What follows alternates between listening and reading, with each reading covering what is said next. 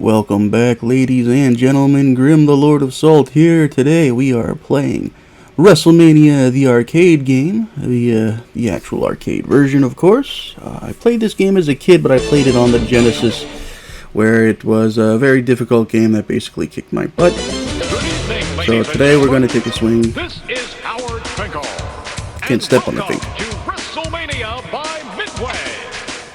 So yeah, first time we're getting some official commentary from real people. We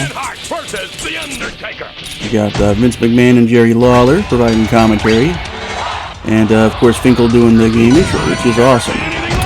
This game came out in '95, developed and produced by Midway. Lane lost the title, the production license. Apparently Sculptured Software still worked on this. I couldn't tell you in what way. I just know that they're credited for it, so. But also, apparently, according to all the interviews, Midway made it. And it looks like it's certainly a Midway game, because, as people have said, it's like Mortal Kombat, but for wrestling. It's actually far more complicated than that. It does have an actual grapple system to it, a very simple one, but it is there. It's also got reversals, it's got combos, it's got, it's a surprisingly deep system to it. Throws, Irish whips, well, I should say Irish whips and hip toss are both there.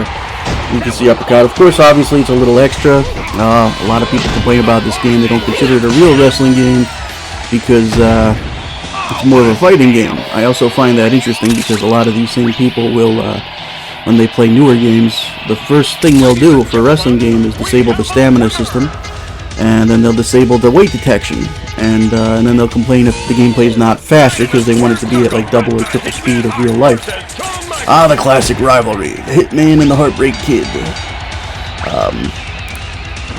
Their main rivalry hadn't really kicked off just yet. This was the year Shawn won his first Royal Rumble. He was the first entrant and made it all the way to the end. A very impressive showing. And he faced Diesel for the world title. Did he beat Diesel? I'd have sworn he didn't, but he must have, right? I don't know. But, yeah, first thing you'll also notice, there's only 8 wrestlers in this game. A bit of a step down, even from the classic WrestleFest games. But, and of course, every wrestler in this game was also in WWF Raw, which is why at the time I preferred Raw, because you got 12 wrestlers, and it was more of an actual wrestling game, easier to play. You know, they didn't match together. When you coupled it together with like Royal Rumble, Super WrestleMania, you had a pretty decent lineup of that style of wrestling game at the time, whereas this was the only arcade style game at the time. But in retrospect, I actually do really like this game. I was saying before, I think it's weird that people complain about it being too much of a fighter, but then they prefer their modern wrestling games to be more arcadey, with no stamina, no weight detection, faster gameplay. So this is exactly what they're turning it into, really. It's not as exaggerated, but the exaggeration's still there. They want people running around non-stop, never getting tired, jumping from post to post, you know, like a super acrobat or something. But they don't like this, so it's, I don't know, it's a little weird. But I do appreciate this game. Obviously, it's a huge graphical upgrade from previous ones we've seen. I love the digital, digital actors. It's the wrestlers. Wrestlers are captured digitally to make these sprites. So, making this there, you can see Vince McMahon and Jerry Lawler, my favorite commentary team, by the way. Commentary is pretty bland, but it's just cool that it's there and it's the actual ones. Left, Shawn Michaels, Cien Hearts, Yokozuna with Mr. Fuji. Classic rivalry right here. Yokozuna, again, an excellent talent for a big guy. The moves he could do was just crazy, and of course, his size was extremely impressive. It's a shame that he was never able to get over his weight issues, and I think that played a big part in him, you know, limiting his career and his lifespan as well, unfortunately. But he was definitely one of the best of the day. No denying. Not just that. It's a good thing, really, that he wound up in that position because it wound up being a short career. It's a shame they kind of phased over and went, that'll finish anyway. Unfortunate that it did wind up being a short career, but at least it had a strong start. So he did get to have some good time in the spotlight wrestling guys like Bret, The Undertaker, and all those guys. But yeah, the digital, again, another reason to appreciate the actual having real wrestlers the real wrestlers being the game sprites. Not only are these unique appearances for the game, But a lot of these guys aren't around anymore, so it's just kind of nice to see more of them. You know, Yokozuna's not here, you know, to pose for cameras anymore, so we get to see more of him than you see in conventional wrestling, which is cool. Same for all the guys. And, man, Brett with those those headbutts. No, maybe he did a little more damage than we thought, but it's a great style. I think it's a lot of fun. It is tough. I didn't do the world title run. You'd think, well, this wound up being pretty short. Why not do the world? The world title, you'll see as you get in further. It's like 1-on-2, 1-on-3 fights. The world title run starts with 1-on-2, ends with 1-on everybody. Like, they can only have 4 wrestlers in the ring at once. No referee to beat up. Here's a super combo for you. Yeah, he got us. Luckily, I got all the credits I need. You can hear the actual theme songs in the background too. They play the Raw theme over and over again. It's a short clip for like game music. And of course they have the wrestler theme songs too, which is cool. But yeah, technically having the actual wrestlers for the sprites kind of makes this the most realistic wrestling game ever, right? This is actually them here doing it. Oh, I got him. Just barely. You can see all the extra. I think the sprite works really good, especially on the arcade version. It's a little rougher, of course, especially if you're playing the 16-bit version, like Super Nintendo, Sega Genesis version. PlayStation version probably holds up pretty well. I could have gone with that one, but yeah, I didn't want to do the World Championship mode because the last fight is you against everybody, up to 3 at a time, of course, because they can only have 4 wrestlers on the screen. You have to beat the whole roster of 8 guys, so it's basically 2 waves plus 1 more person. Which is a lot. You'll see I have a hard time just beating multiple guys at once. Even Yokozuna got one up on me. So, I'm sure over time you can do it. It's just, I just didn't want to put the time in. The characters do have endings, like more, again, arcade style. If you finish the tournament, you get an ending. But you have to finish World Tournament mode, or the World Championship mode to get it.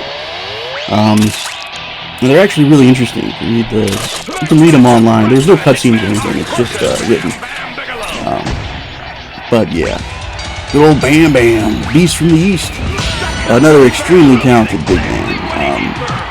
I think they had the most fun with Bam Bam because they really put that. They gave him a lot of those fire effects for this game, which is pretty cool. It's in a lot of his moves. There's a lot of stuff I couldn't do, unfortunately. I couldn't pull off Bret Hart's sharpshooter. It's just whenever I was near their feet, you're supposed to hit the fierce punch, hard punch when you're near their feet. He would just punch them. So I don't know what I'm missing. I wasn't able to pull. It's hard enough just trying to stun them, you know, because they get up, as you can see, they get up immediately, you know, so unless they're already down or something. But yeah, getting them into the sharpshooter was tough. And you can't get a submission win in this game. You just have to beat them up and get the pin. So there's also no finishing moves. Their signature finishing moves are in there. They're just like, they're not, as they would gamers call, fatalities. The Undertaker had a fatality in this game. They apparently had plans on giving everybody finishing moves like that, but they ran out of time. They went on to move on to other games. So only the Undertaker got one. He'll summon a casket and he'll, using his magic powers, put them in the casket, which is cool. Yeah, if you know the combos, you could probably make short work of this game. And of course, the difficulty is jacked up a bit just because it's an arcade game.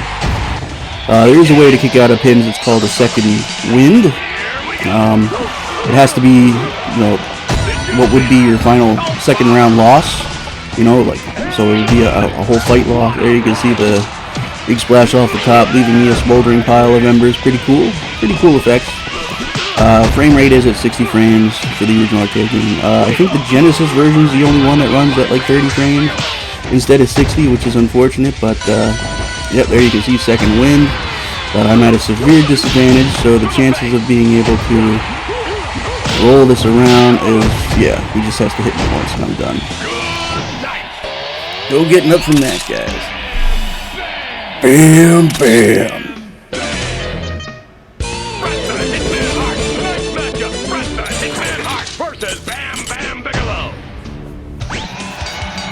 We're back at it. But yeah, so 95 was considered the worst year, I think, for wrestling.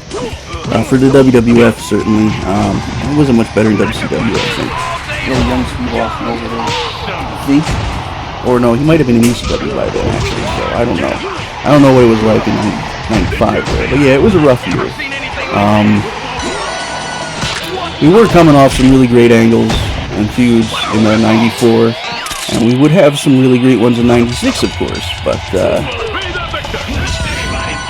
we were still working up towards that. Brett was, this would have been, I think, after his, yeah, it would have been after his rivalry with the Bulldog, which ended with that SummerSlam, that awesome SummerSlam match where he dropped the Intercontinental title to him. And yeah, Diesel made his debut, so Hall and Nash were in there. Undertaker was feuding with Mabel. his least favorite feud of all time. He had the mask on back then. It didn't wind up in the game, but he did wear it. Owen was still just starting, so you know, a lot of the guys that didn't make it. You got Doink the Clown and Razor Ramon. Yeah. Doink and Razor with a team. The bad guy. Evil Clown. It is interesting that they put Doink in the game, but not Kevin Nash. Well, Doink, I think, takes advantage of the style a bit more, probably. But I do think Nash would have been a really good addition. I guess in the end it was probably between Nash and Bam Bam, and I guess they couldn't turn down the fire effects for Bam Bam, so it is what it is. But you did get Razor, so Scott Hall's in there. And like I said, these guys aren't around anymore, so you get all new footage, just baseball footage, photos of them used for sprites, basically some footage used for this game, which is great stuff. Like I said, Doink is definitely taking advantage of his style. He's a bit of a beast in this game. Probably the only time you'll see people saying Doink was a beast. Like I said before, I did like Doink, so. Yeah, I don't think this was the year that, I think 94, right, was the year of the ladder match with Shawn and Razor at WrestleMania 10. Right? WrestleMania 10 was the hell of a WrestleMania, but this would have been WrestleMania 11, which wasn't as big, as big a deal. At this point, of course, guys like Hogan and Savage are long gone. We're well into the new generation of wrestling. I love that the irate, rips out a whole bunch of eyeballs. Not just two, because everybody's got more than two hidden behind there, right? A whole couple fistfuls of eyeballs. Yeah, the two on one got me. I would have trimmed out some of this. Here's your Doink Circus Clown music. I would have trimmed out some of this, but it only wound up being like a 20-minute video anyway. The bonus match I'm going to try to include, we'll see if it was a nice leg trip from Shawn. This is actually a hell of a matchup right here. The three biggest guys really in WWE overall. The legacy here is big, and all three of these guys were great with each other. Even though Bret and Shawn had real life heat, of course, but they still had some of the best matches ever. Undertaker and another character who really takes advantage of the arcade style presentation. And look at those bats, that's just awesome. And Shawn doing his, it's great stuff, guys. It really is. Certainly, one could definitely argue a huge upgrade from, because you could play this on pretty much every gaming console at the time, so it would have felt like a huge upgrade for a lot of people, at least gameplay-wise, from stuff like Raw and Royal Rumble. I still preferred those games because they were more like wrestling games and they had bigger rosters to them. But I definitely wasn't a big fan of the tug-of-war grapple system. It just wasn't good. It wasn't. And this is definitely better gameplay-wise, even if it's not as good at simulating the wrestling experience. It's still better because it's just the presentation so much better. You get the actual commentary, all that stuff. We got a bad time. Second fall, the 2 out of 3 falls. That clothesline is surprisingly hard to hit. And it's funny how some of the guys writing facts, walkthroughs, frequently asked questions. There's a website called Game Facts where they would write walkthroughs for a lot of really old games. It's one of the oldest sites on the internet. And a lot of them didn't know wrestling terminology, so they had some weird names they give some of these moves. I love that rolling uppercut you can do with Brett. It's just fun to do. Knocking him for a loop like that. Mortal Kombat style. Of course, you can do it from a grapple as well. There's a face smash Brett can do. I wasn't able to successfully pull it off much. Damn it, Sean, stay down. Where you can smash their head over and over again in the mat, which is really cool, but I wasn't able to pull it off, unfortunately, along with the sharpshooter. Certain things, and it's weird that Undertaker's got the classic colors on for that.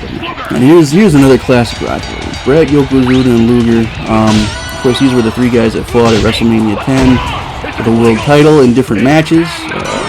They were each in 2 matches. You know, it was Brett and Owen, and did Brett wrestle 3 matches at WrestleMania? I thought he wrestled Owen. He definitely wrestled, yeah, because it would have been Luger and Yokozuna, Brett and Owen, and then Luger and Brett, I think. Whereas, no, Yokozuna beat Luger, did he?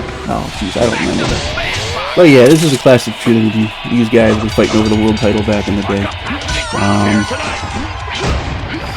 Yeah, good stuff. Luger, of course, is pretty tough. He was going to be the new Hogan, of course, back in the day. The whole Lex Express thing, the All-American. Ever since he body slammed Yokozuna on that airship, it was an excellent, really cool kind of setup there. You know, you don't get setups like that anymore in wrestling, which is unfortunate, but you know, it is what it is. Back there, like a precursor to the torture rack, right? An early version. Of course, Luger was, he came to the WWE through Vince McMahon's World Bodybuilding Federation. Oof, that'll do it. Before that, of course, he wrestled for WCW, and in fact, The Undertaker's last match in WCW was a match with Luger, where he put, they weren't willing to put him over Luger, so he lost the title match as Mean Mark Callis, his last match on WCW television, you know, special events. And then Luger came, and he was supposed to be the new Hogan. We did the All-American thing. Didn't work out. Those fans had already bought Brett, you know. He was their guy, and he was already over like that, so I just wound up going back to Brett, which they should have just stuck with him in the first place. It's a shame Hogan and Brett never got to have that, you know, that passing the torch thing, but I guess, you know, Hogan's Hogan. It would have been awesome to see guys like Hogan and Savage in this game for the capture, to see what kind of crazy over-the-top moves. But it was a small roster because they only had about a few months really to make this game. I think the guy who was in charge said he made it in like 6 months. 5-hit combo. Not quite a super combo, really. That's what you fill the combo gauge up for. Also, to kick out, and it doesn't say this anywhere, but kick out of the second fall, your second loss, you have to have a full combo meter, and you just mash the buttons when you can. It's important to have that meter. You can only do it for that final round. So he can't kick out because he doesn't have a combo meter. So Bam Bam and Doink, which I think was kind of iconic of the era. And here's the final match. It's a 1-on-3. Very difficult. You couldn't ask for a harder bunch of guys either, right? Jesus Christ. This is also one of the first games I feel like where height kind of matters. It's not as exaggerated as perhaps it should be, but like you can still see that Razor's taller than Brett, Undertaker's taller than all of them, you know. So it's not, you know, a one-for-one accurate, but it is there. I mean, you wouldn't see height emphasized a lot in wrestling games, even after this. Oh my God, that Yokozuna and Bam Bam do have like unique movesets, being, you know, super heavyweights.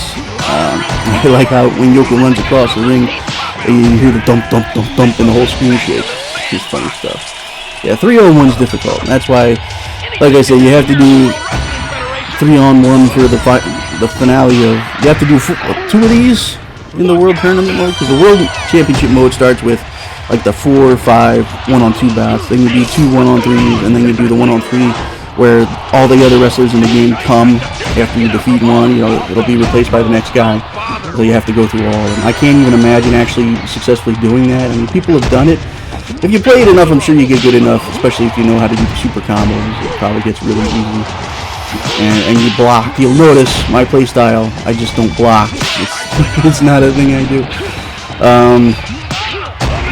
But if I tried, I could probably do it, but it's still fun to play, though. But I'm always interested, of course. I gotta move on to the next thing. And I did and we'll see how the bonus footage goes. If you're watching this and there's no bonus match, it's because I posted it to YouTube. YouTube censored it, so I took it down and uploaded a different version with no bonus match, and I apologize. But you can watch it on Rumble if it's not there. You can watch it there. Unfortunately, with the bonus match, you can't do a 1-on-3 in 2K25, so I did it, what was it called? Gauntlet Turmoil. That's the only one versus that they do, which is weird. I'd have sworn that they had handicap matches back in the day, but I can't find them anywhere. I don't know if they were removed. They must have been removed by 2K25, probably even somewhere else. Might have been under tag matches, actually, now that I think about it. I wasn't thinking of that earlier. I should have. But oh well. The Turmoil match worked well enough anyway. It was probably a better one for me to actually play if I wanted to. Yes. How's that cool boy? How's that cool boy, Joey? Yeah, I was going to have some trouble with this one. There's the Undertaker's theme. We'll let that one sink for a little bit. You guys know I'm a mark for the Undertaker. Tonight in the squared circle, Bret the Hitman Hart versus the Undertaker, Razor Ramon, and Shawn Michaels. A little bit easier. Shawn's still considered a mid-carder at this point, so I'll take it. I think this was the year where they did that. Wasn't it the 95 Survivor Series, or maybe the 94 where they did, or maybe 93? It might actually go back that far, where they did Shawn Michaels and the King's Court versus the Hart family, right? I think that was, it might have been the 93 Survivor Series. Yeah, well, that was a great Survivor Series. Well, I couldn't tell you if the match was good, but I do remember as a kid, I have seen it, but it's been a long time. This is also like seeing the four biggest guys in the company at the time going at it. I have no doubt if Scott Hall stuck around, he probably would have been a main event guy very quickly. But he wanted the easier schedule on top of the bigger money, of course. You can't turn down that unlimited money. But he also wanted to spend more time with his family. So that was another reason why he wanted out of his contract. Kevin Nash said he just wanted Vince to match it, just like do like $1 more. And Vince was, of course, they were losing money at this point. Vince really couldn't afford to keep. It was only like 2 more years. He couldn't even afford to keep Brett anymore, and he had Brett on a pretty easy contract. So, yeah, it was the beginning of the end. They were just headbutting everybody. Just that Canadian forehead going at it, man. Round 3. Oh, tossed out of the ring. I just wanted to kind of see somebody. You can't spend too much time, you start losing life. There's no count out, but that's what happens. Life starts draining. So, yeah, you don't want to just hang out there. There's no weapons out there either. If you're playing the home version of this, console version, there's a Royal Rumble mode. It's also a bit easier. But like I said, I wanted the 60 frames, the highest resolution, best frame rate for you guys, so get the most we can out of it. I love Undertaker shooting ghosts too, like Mortal Kombat style. Great stuff. Pile driver on the Heartbreak Kid, and totally missed that elbow drop. Bulldog to finish him off. Just kick my way through those ghosts. It is fun to watch, and it is fun to play. It is tough though, reversal. Oh, by the way, Vince McMahon says rejected and brouhaha a lot. I didn't know where those came from back in the day. Boom shakalaka, right? Boom shakalaka and rejection. That's apparently comments. That's like a throwback to NBA Jam. I didn't know because I never played NBA Jam. So Bret Hart wins it. He is the Intercontinental Champion, guys. So yeah, it's compete for the world. Yeah, it's not happening. No way. If I ever did it, it would be with codes. But and it is a fun game, but we got a lot of games to cover, guys. So next one up will be the sequel to this, which was console exclusive, WrestleMania the arcade game. Oh no, sorry. The sequel is In Your House, There Goes the Neighborhood. It was exclusive to next-gen console. I think you could only get it on Saturn and PlayStation back in the day. But we'll be playing the PlayStation version next up. A Mortal Kombat fan, I recognize quite a few of these names. But I hope you guys enjoyed this video. I hope you enjoyed the bonus match. If you get it, if you don't, be sure to check out. I'll include a link to the Rumble version down below so you guys can see it there. Until next time, thanks for watching. Hope you enjoyed. This is Grim signing off saying, stay salty.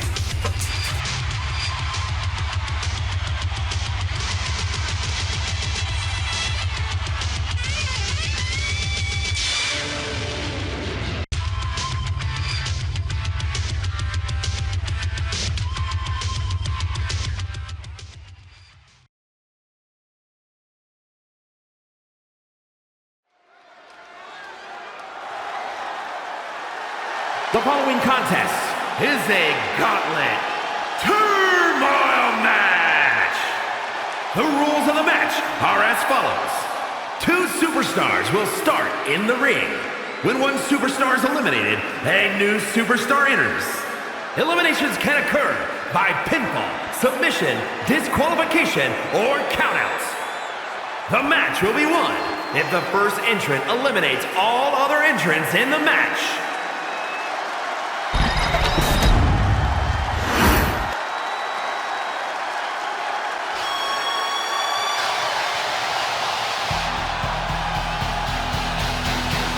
The man is known simply as the excellence of execution.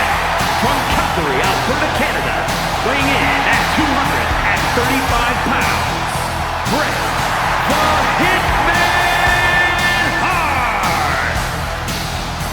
The excellence of execution is here, and we know Bret Hart shines on the stage of WrestleMania. A master technician. Few, if anyone in history, have done it better than the Hitman. Think about the fact that Hart won the WWE Championship at WrestleMania 10, the classic Iron Man match at WrestleMania 12, and Bret Hart prepared for yet another incredible WrestleMania moment.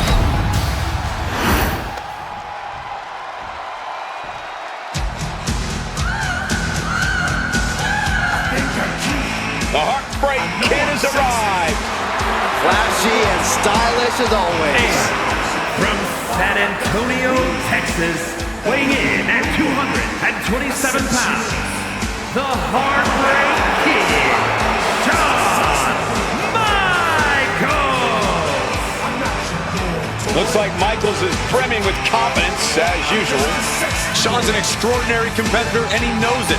He is the axis WWE spins on for a reason. I'm pretty sure you and Michaels are the only ones who really think that. The world doesn't actually revolve around HBK.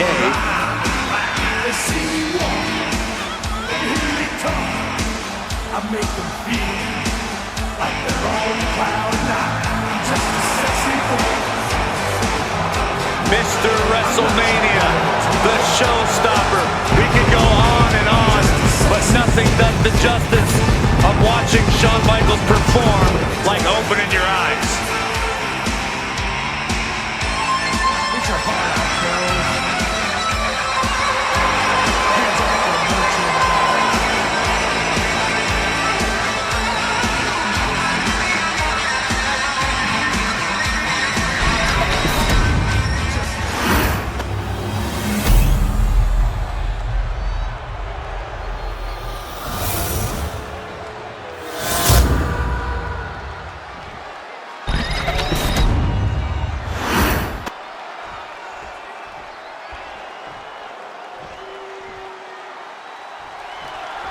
And this match is all about survival, running the gauntlet, running through the competition, surviving. Absolutely, and there is a long line of combatants just waiting to weaken you and tear you down. Hold on, he's just measuring him now. Oof, nobody home. Rear waistlock applied. And able to get out of that and apply a chin lock.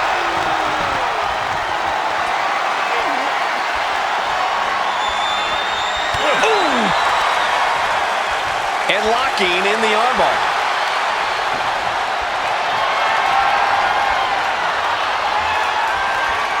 Goes behind to put on the hammerlock.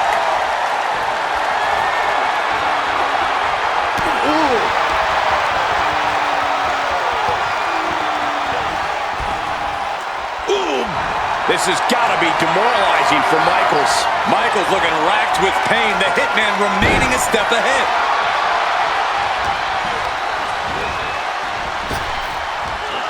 Big back body drop. Big hammer connects. Bret Hart with a rough blow there. Yes.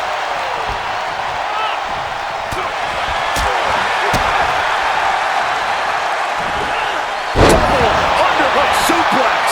And into the count. Shoulder up, and the referee ends the count. Not yet. Looks to climb the top rope. Look out. Oh, man, he landed rough there. And he goes crashing to the outside. The showstopper looking as motivated as ever. I understand getting yourself fired up, but he needs to stay on his opponent. Gauntlet matches are as daunting as they sound. Corey, what does a superstar have to keep in mind to get through this? You need to think about the current matchup, not the one at the end. The match in front of them is the most important because losing this match means they lose everything. Hitman staying on the attack. Bret came with a game plan, and he's executing it.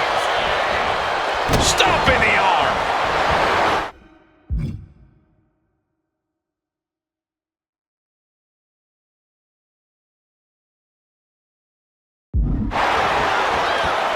Getting back to his feet, but might want to reconsider. He's quick to get out of the way there. Man. Down on the neck with reckless abandon.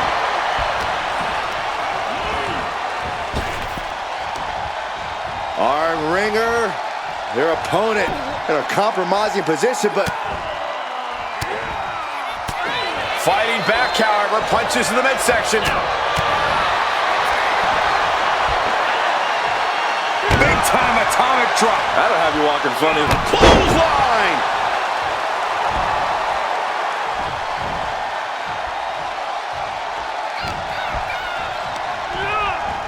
And now propped up in the corner. Hart with his opponent in the corner. What does he think? Oh, we know exactly what Bret Hart is thinking here. Using the ring post for the assist. The figure 4 is locked in. Oh, locked in! This is Hitman wanting to punish Michaels from pillar to post.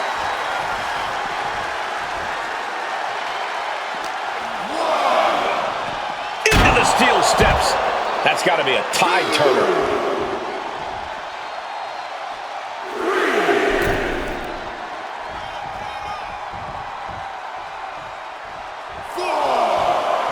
And Hart is channeling the energy of this crowd.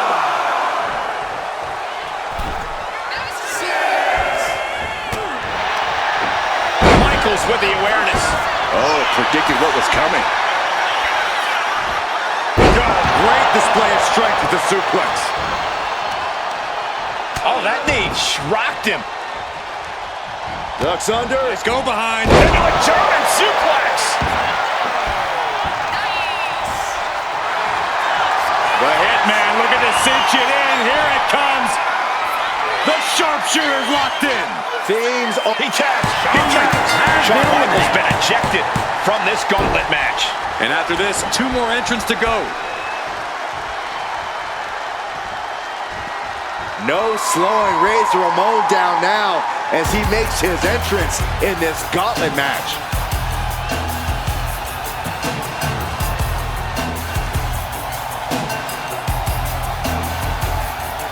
A moment of calm in the storm of this gauntlet match. Shoulder tackle. Ooh, bullseye. Oh, this is just too far. Get some control in there. Oh, look at this aggression, just pure brutality. Come on, easy. And he saw that coming from Ramon. Lands the crossbody.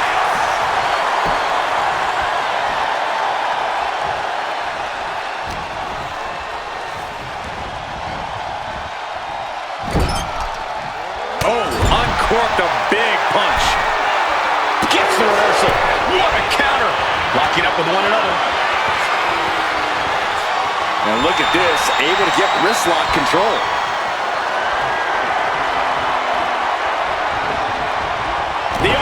absorbing the damage. Making the arm numb makes your opponent very vulnerable. Oh, talk about a textbook arm drag. Roll up here. One count and he gets his shoulder up. He was down, but he certainly wasn't out.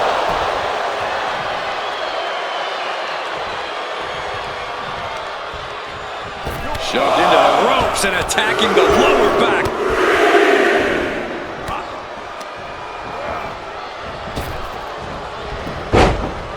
He answers right back. Oh, caught by the back elbow. The Hitman with an excellently executed pile driver.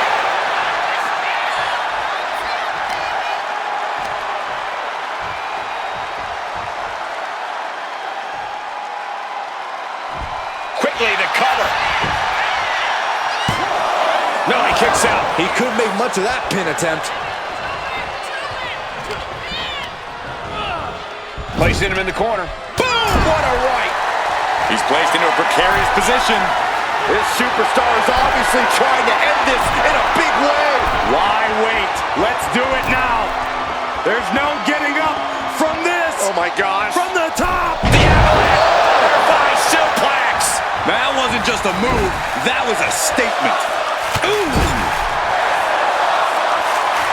A polarizing response to the Hitman from the WWE Universe.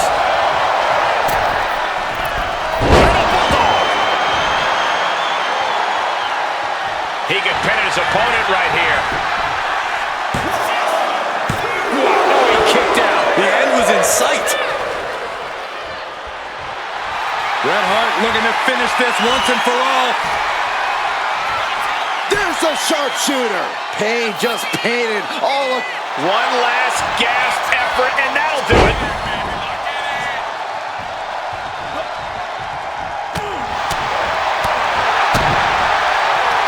Oh, here we go. Brain Buster! The Hitman looking to really get this one going now.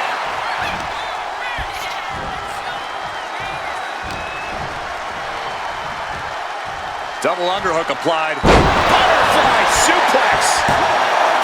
Two. That's the end of Razor in this gauntlet match. Only two competitors left now in this gauntlet. Who's going to get the glory? Here we go with another entrance into the gauntlet. He's going to look to vulture on any of his opponent's weaknesses.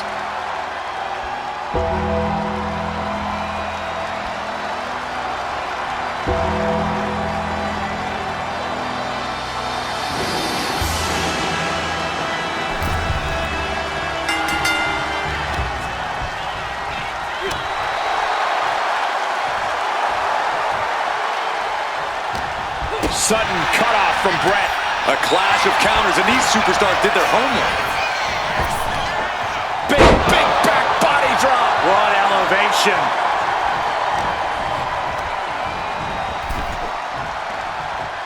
Turning the tables. Kick to the gut. Ooh, brutal forearm. Deconstructing the knee there. On a claw. Forces the break by getting to the ropes. Good way of using the rule book in your favor. Oh, clothesline. Oh, he was waiting for it all the time. And an early kick out.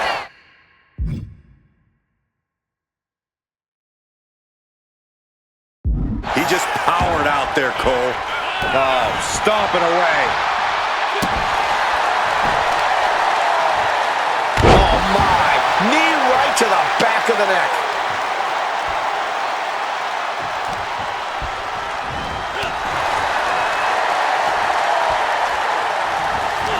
Counter. He knew just what to do.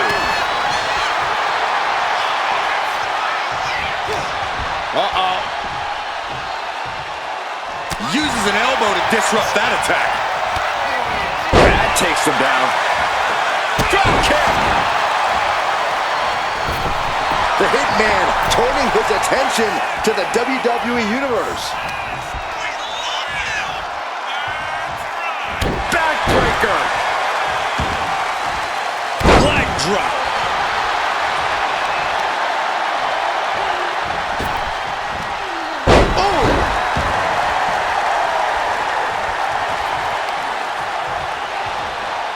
Ah, look at this, just cranking it out. Oh!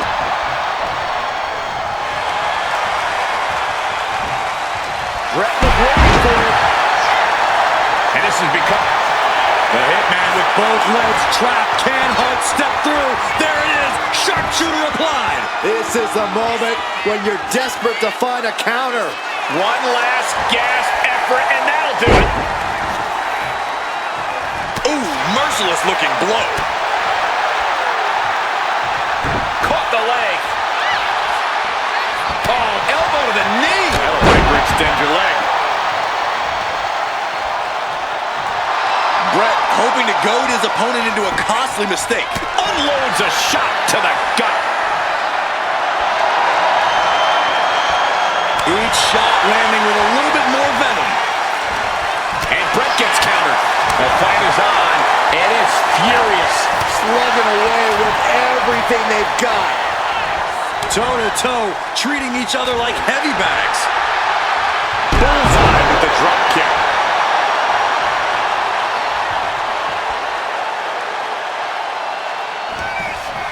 Bret Hart.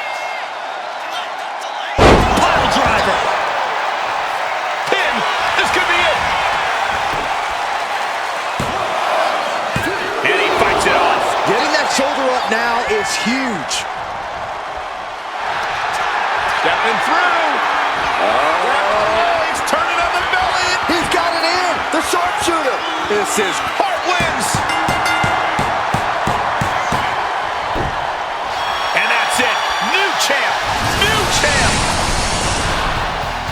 Here's your winner and new WWE Intercontinental Champion, Bret the Hitman Hart. He came for the title, and he got it. He rose to the occasion and is adding champion to his resume.